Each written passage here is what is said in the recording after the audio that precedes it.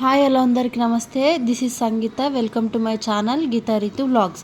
ఈరోజు నేను చూపించబోయే రెసిపీ వచ్చేసి పానీపూరి అండి. సో అందరికీ ఇష్టమైన పానీపూరి ఏ విధంగా టేస్టీగా చేసుకోవాలనేది ఈరోజు చూద్దాము.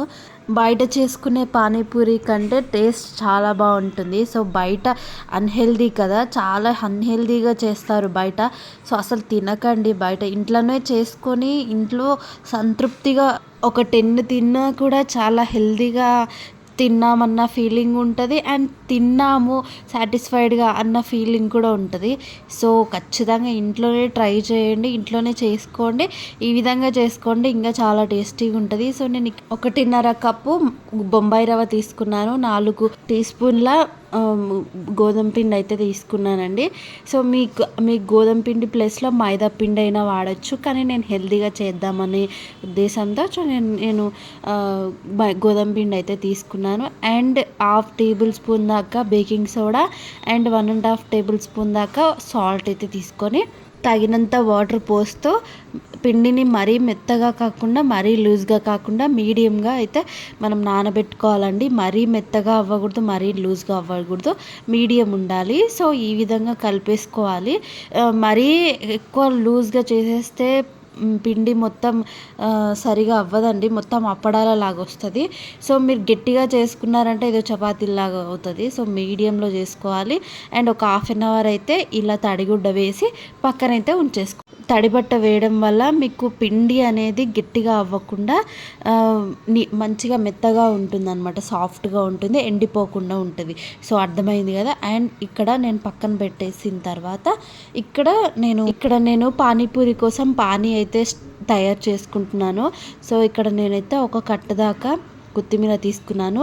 అండ్ పచ్చిమిర్చి, జీలకర్ర అండ్ ఇక్కడ అల్లం అయితే తీసుకున్నాను. అల్లం ఇంత అయితే సరిపోతుందండి. సో మరీ ఎక్కువ తీసుకోకండి. ఇందులోనే మీరు ధనియాలు కానీ ధనియాల పొడి కూడా వేసుకోవచ్చు. నా దగ్గర పొడి ఉంది కాబట్టి నేను ధనియాల పొడి అయితే వేయట్లేదు. అండ్ మొత్తం మిక్సీ పట్టేసుకొని ఒక గిన్నెలో అయితే వేసేసుకోవాలి. ఇలా ఫైన్గా మిక్స్ అయితే పట్టేసుకోండి. అక్కడక్కడ ఎటువంటి అయితే తగలొద్దు. మనకు బయట ఏ విధంగా దొరుకుతుందో ఆ విధంగానే చేసుకోండి. అండ్ చింతపండు కూడా వేసుకోండి, తగినంత చింతపండు అయితే వేసుకోండి.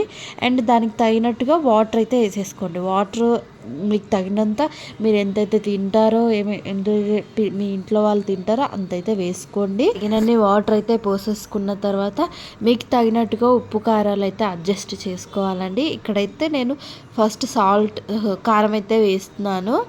కారం వేసిన తర్వాత సాల్ట్, మిరియాలు ఉంటే మీ దగ్గర మిరియాలు కూడా వేసేసుకోండి. అండ్ పసుపు కూడా వేసుకోండి. ధనియాల పొడి దగ్గర చాట్ మసాలా లేదండి. సో నేను చాట్ మసాలా అయితే వేయలేదు, కానీ చాట్ మసాలా టేస్ట్ లాగానే ఉంటుంది. అసలు వేయలేదు అన్న ఫీలింగే రాదు.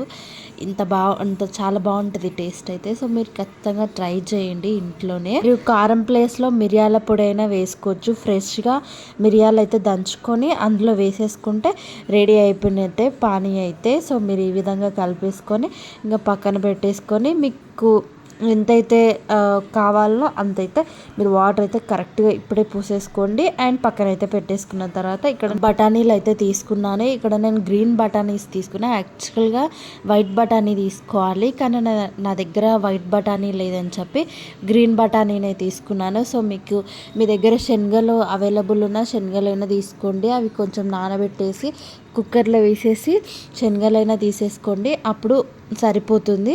అండ్ ఇక్కడ నేను ఆలుగడ్డలు కూడా నేను ఉడకబెట్టేసాను. ఇక్కడ నేను ఆలుగడ్డ మిశ్రమం అయితే కలుపుతున్నాను. అండ్ ఇక్కడ పచ్చి బఠానీ ప్లేస్లో మీరు వైట్ బఠానీ కానీ శనగలు కానీ యాడ్ చేసుకోవచ్చు.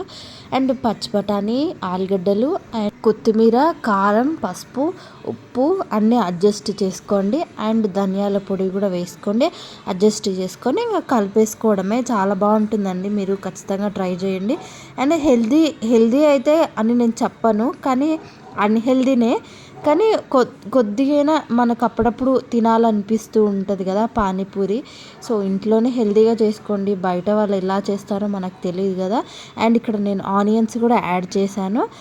మీకు నచ్చితే ఆనియన్స్ ఇంకా కొంచెం ఎక్కువైనా యాడ్ చేసుకోండి. మీకు ఈ మిశ్రమాన్ని మీరు కొంచెం వేడి చేసుకుంటా అన్న కొద్దిగా ఆయిల్‌లో అయినా మీరు వేడి చేసుకోండి.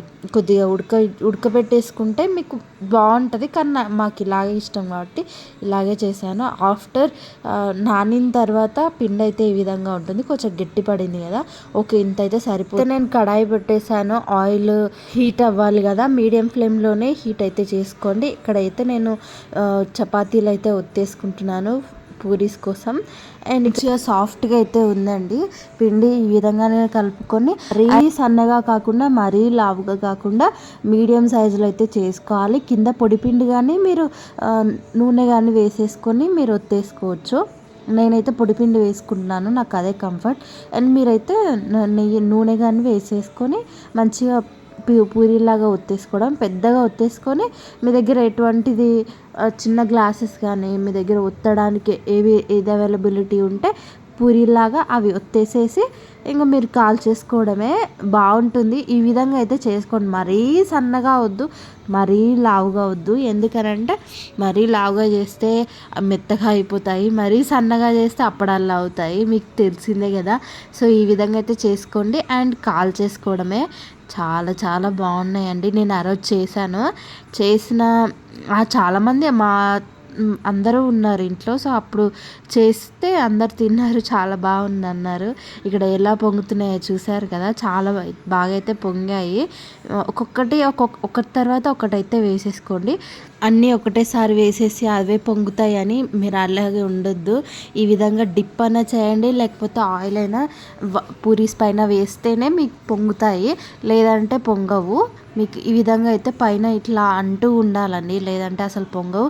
మంచిగా రెడ్గా అయితే మీరు వేపేసుకోండి. మంచి బ్రౌనిష్ కలర్లో అయితే రావాలి. చాలా మంచిగా రెడ్డిష్ కలర్ ఈ విధంగా అయిన తర్వాత తీసేసుకోండి. అండ్ టేస్టీ అయిన పానీపూరి కోసం పూరీస్ అయితే రెడీ అయిపోతున్నాయి. మరి మీ ఇంట్లో కూడా ఒకసారి ట్రై చేసి ఏ విధంగా ఉన్నాయి అనేది నాకు కమెంట్ బాక్స్లో షేర్ చేయడం అసలు మర్చిపోకండి. అండ్ ఇక్కడైతే రెడీ అయిపోయింది అన్నీ. సో చూసేయండి, మరి చాలా చాలా చాలా మంచిగా వచ్చినాయి. నాకైతే చాలా నచ్చింది పానీపూరి.